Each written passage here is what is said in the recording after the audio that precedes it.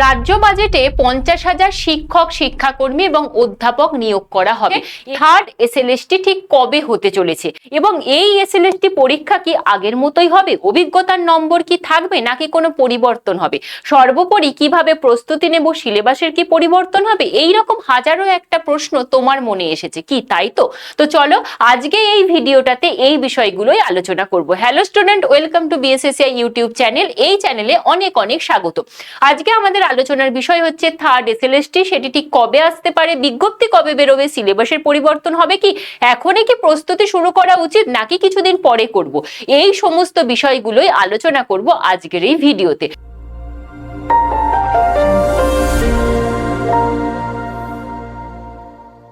তো প্রথম যে বিষয়টা সেটা অবশ্যই করে বলবো, আমাদের যে রাজ্য বাজেট সেখানে কিন্তু বলা হলো 1,00,000 শূন্য পদে নিয়োগ করা হবে, যার মধ্যে 50,000 শূন্য পদ থাকছে শুধুমাত্র শিক্ষক, শিক্ষাকর্মী এবং অধ্যাপকদের জন্য।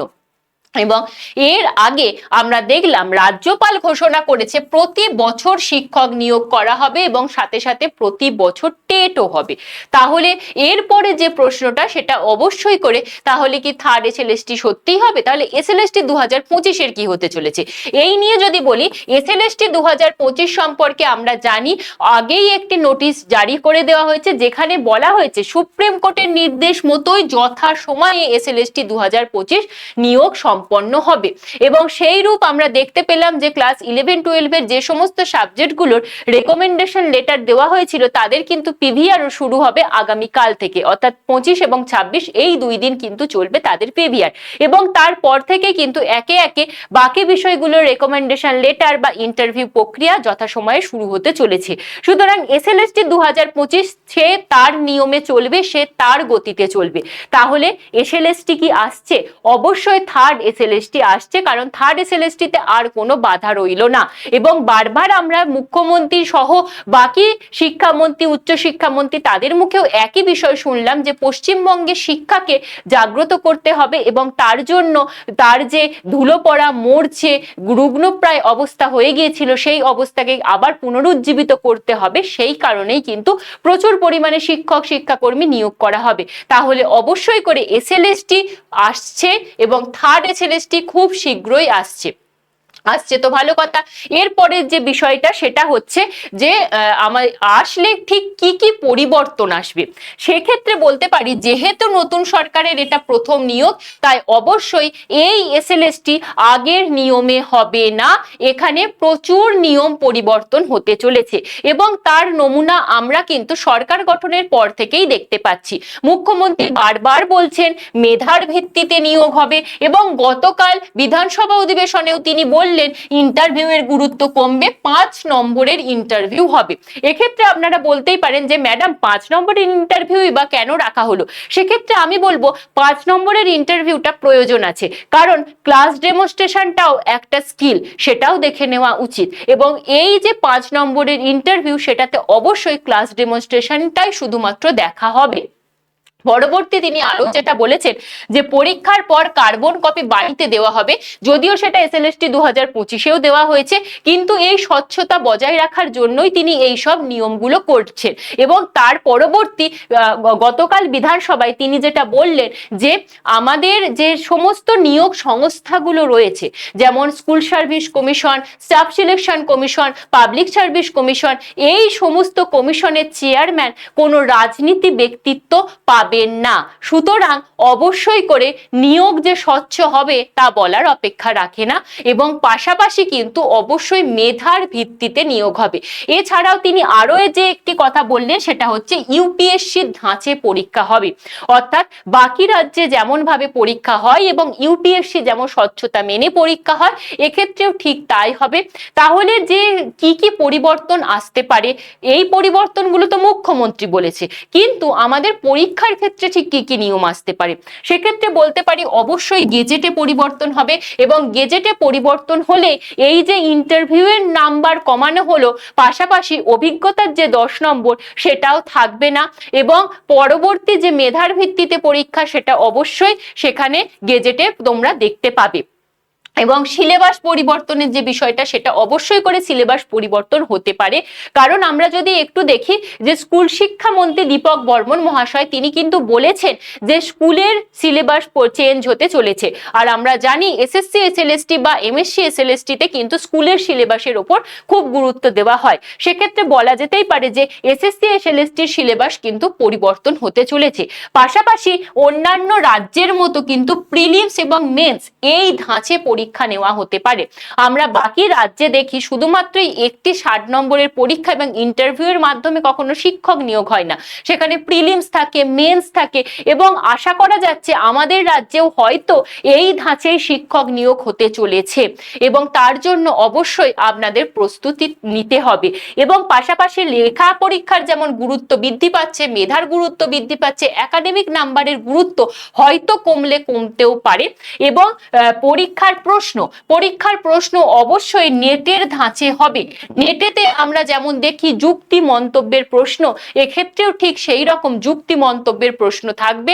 তাহলে অবশ্যই করে আপনাকে সমস্ত বিষয়ে কনসেপ্ট ক্লিয়ার করতেই হচ্ছে। নেক্সট যেটা বলবো সেটা হচ্ছে সিলেবাস পরিবর্তন হলে কিভাবে প্রস্তুতি শুরু করবেন। সেক্ষেত্রে বলতে পারি যে সমস্ত বিষয়ের ক্ষেত্রে আমরা কিছু টপিক দেখব যেগুলো সিলেবাস পরিবর্তন হলেও তার পরিবর্তন হয় না। যেমন আমি যদি বাংলা বলি, ইংলিশ বলি, সেখানে সাহিত্যের ইতিহাস বা ব্যাকরণ এইগুলো কিন্তু পরিবর্তন হওয়ার বিষয় নয়। সেগুলো যেমন আমরা দেখি পিএসসি অ্যাসিস্ট্যান্ট মাস্টার মিস্ট্রেসেও রয়েছে, সেই রকম ভাবে একইভাবে কিন্তু মাদ্রাসাতেও এই সাহিত্যের ইতিহাস এবং ব্যাকরণ থাকে। তো তার তো কোনো পরিবর্তন হবে না। তাহলে পরিবর্তন কি হতে পারে? অবশ্যই টেক্সট ভিত্তিক যে পড়াগুলো সেগুলো পরিবর্তন হবে। তাহলে কিভাবে প্রস্তুতি নেবেন? সেই হিসাবে বলতে পারি যে যে সমস্ত টপিকগুলো থাকবে সেই সমস্ত টপিকগুলোকে আমাদের ভালোভাবে তৈরি করতে হবে, এবং বাকি যে টপিকগুলো থাকবে যেগুলো আর কি পরিবর্তন হওয়ার মতো সেগুলোকে মোটামুটি ভাবে পড়তে হবে। তো এক কথায় যদি বলা যায় যে সিলেবাসের পরিবর্তন হলেও 70% এক থাকবে, এবং এই 70% এমন ভাবে তৈরি রাখতে হবে যাতে 1 নম্বরও আপনার কাটতে না পারে। তো সেটা যদি তৈরি করে ফেলতে পারেন তাহলেই আপনি হবেন গেনার। পরবর্তী, প্রস্তুতি কি এখনই শুরু করা উচিত? সেক্ষেত্রে বলবো অবশ্যই প্রস্তুতি এখনই শুরু করা উচিত। কারণ হচ্ছে পরীক্ষা যে কোনো সময় হয়ে যেতে পারে। আমরা যদি বাকি রাজ্যের পরীক্ষা দেখি কিংবা কেভিএস এনভিএস এর মতো পরীক্ষাগুলো দেখি, সেখানে দেখব মাত্র 1.5 থেকে 2 মাসের মধ্যে প্রিলিমস হয়, তারপরেই মেন্স হয়ে যায় এবং নিয়োগও হয়ে যায়। সুতরাং হাতে সময় কিন্তু খুব কম পাওয়া যায়, এবং সেখানে যদি সিলেবাসের পরিবর্তন হয় তাহলে অবশ্যই করে হাতে সময় কিন্তু আরো কমে যাবে। তাই প্রস্তুতি এখন থেকেই শুরু করতে হবে। এবার যে এই প্রিলিমস আর মেন্স যদি হয়, তাহলে প্রিলিমসের কি সিলেবাস হবে আমরা জানি না, কিন্তু মেন্সে তো আমাদের সাবজেক্টটাই হবে। তো সেই আমাদের সাবজেক্টটাকে যদি আমরা খুব ভালোভাবে তৈরি করে রাখতে পারি তাহলে অবশ্যই আমরা অনেকটা বাকিদের থেকে এগিয়ে যেতে পারবো। এবং তারপরে যদি বলি তাহলে 15 বছর সঠিকভাবে কোনো রকম নিয়োগ হয়নি, এবং এই কারণে প্রতিযোগিতা প্রবল হতে চলেছে। এছাড়াও যে 5 বছরের বয়সে ছাড় দেওয়া হয়েছে সেটাও কিন্তু প্রতিযোগিতার আর এক রূপ বলতে পারেন। সুতরাং সময় নষ্ট করা যাবে না, প্রস্তুতি ঠিক এখন থেকে শুরু করতে হবে। এরপরে যে প্রশ্নটা আপনাদের মাথায় আসে সেটা হচ্ছে বিজ্ঞপ্তি কবে আসবে ম্যাডাম?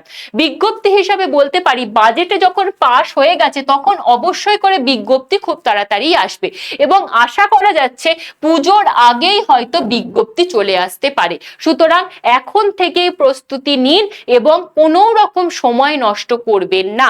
আপনি আপনার মতো প্রস্তুতি নিতে পারেন। আপনার যদি আগের প্রস্তুতি থাকে তাহলে বইগুলো একটু ধুলো ফেলে একটু সরিয়ে ভালো করে প্রস্তুতি নেওয়া শুরু করুন, নিজের মতো পড়াশোনা শুরু করুন। আর আপনি যদি চান যে স্মার্ট স্ট্র্যাটেজিক ওয়েতে আপনার প্রস্তুতি নেবেন তাহলে বলবো আমাদের ব্যাচ রয়েছে এসএলএসটির, সেখানে কিন্তু ক্লাস শুরু হচ্ছে আগামী 1 জুন থেকে। তো আপনারা অবশ্যই আমাদের সাথেও আপনারা প্রস্তুতি নিতে পারেন। আমাদের এখানে ঠিক কি কি সাবজেক্ট পড়ানো হয় এক ঝলকে একটু বলে দিই। বেঙ্গলি পড়ানো হয়, ইংলিশ, সংস্কৃত, হিস্ট্রি, জিওগ্রাফি, ফিলোসফি আর এডুকেশন। এই মোট 7টি বিষয় আপাতত আমাদের এখানে পড়ানো হচ্ছে।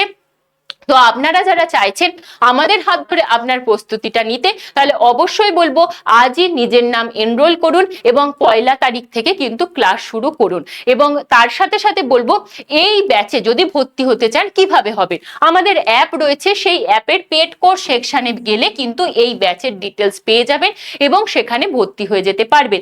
এছাড়া যদি এই এসএসসি এসএলএসটি সংক্রান্ত কারোর কোনো মনে প্রশ্ন থাকে, তাহলে আমার ফোন নাম্বার 9674431123 এই নাম্বারে হোয়াটসঅ্যাপ করতে পারেন। এবং সরাসরি যারা আপনারা অ্যাপের মাধ্যমে ভর্তি হয়ে যেতে চাইছেন তাদেরকে বলবো আমার কুপন কোড YT106 অ্যাপ্লাই করলে কিন্তু পেয়ে যাবেন স্পেশাল ডিসকাউন্ট। সুতরাং সকলকে বলবো নিজেরা নিজেদের মতো প্রিপারেশন শুরু করুন, আর যদি চান আমাদের সাথে প্রিপারেশন করবেন তাহলে আমাদের সাথে যোগাযোগ করতে পারেন।